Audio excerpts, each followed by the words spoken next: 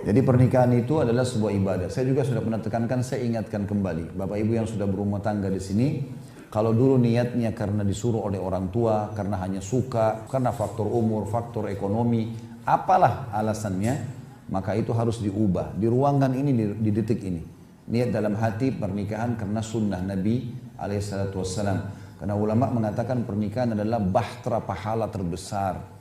Karena mulai akad nikah sampai anak cucu nanti pahala semuanya.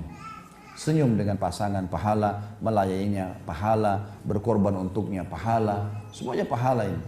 Bahkan kata Nabi SAW, semua yang kau keluarkan di jalan Allah sedekah. Sampai sepotong makanan yang kau letakkan di mulut istrimu, sedekah semua. Khadijah pernah saya ceritakan kisahnya. Jadi dia saking cintanya dengan Nabi SAW, dia tahu Nabi perlu apa. Nabi lapar, dia lihat dari wajahnya tanpa suaminya bilang. Maka Khadijah pernah sambut Nabi SAW pulang, lalu Nabi duduk. Khadijah lihat dari wajah Nabi, kayaknya Nabi pengen makan. Dia bilang, izinkan saya ke belakang. Dia nggak bilang, saya mau masak dulu ya, saya mau sambil makan, nggak. Nabi SAW mengatakan iya. Gara-gara sikap baiknya sama suaminya ini, Jibril datang. Lalu berkata, hai Muhammad, sebentar lagi istrimu Khadijah akan bawakan makanan favoritmu nih. Dia tahu kau lapar, dia bawakan. Karena sikap itu, melayani suami saja, sampaikan salamnya Allah kepada dia. Dan sampaikan salamku kepada dia, Jibril. Dan sampaikan berita gembira, gara-gara sikap perbuatannya ini melayani suami dengan baik, dia akan mendapatkan istana yang terbuat dari intan berongga, yang tidak ada suara berisik sama sekali di surga nanti. Jadi semuanya pahala. Tapi kalau diniatkan karena Allah Subhanahu wa Ta'ala, bukan karena suka saja.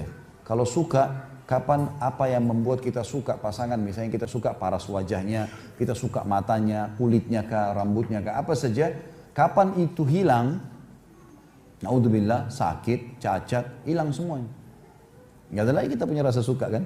Begitu juga dengan hartanya, kapan hartanya hilang, kita sudah nggak suka.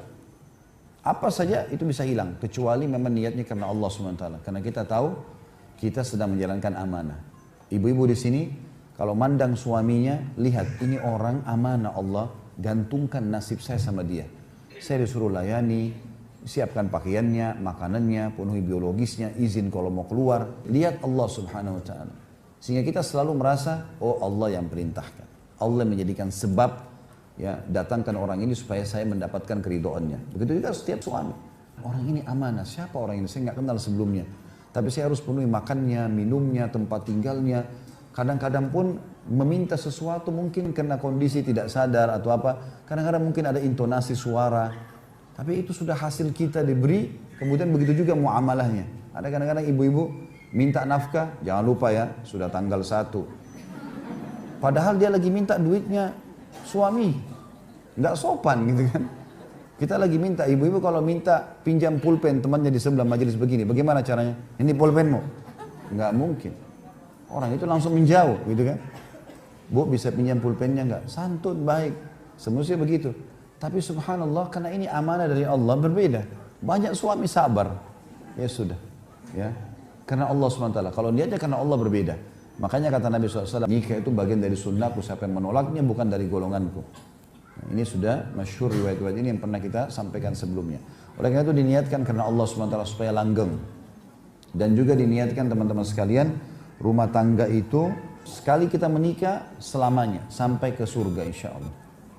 Udah lupain kata-kata cerai ini, lupain udah. Masalah nanti ada ketidakcocokan, adaptasi, belajar. Karena kita kalau cerai pun nikah sama orang baru, adaptasi baru lagi. Dia punya cara makan sendiri, pola makan, pola fikir, pola tidur, segala macam. Kita bantu pasangan, lebih baik teman-teman kita bantu pasangan keluar dari masalahnya daripada kita meninggalkan dia. Sampai kepada masalah besar pun ya, misal pasangan kita sedang diganggu oleh lawan jenis. Ibu-ibu dapat suaminya sedang diganggu oleh wanita lain.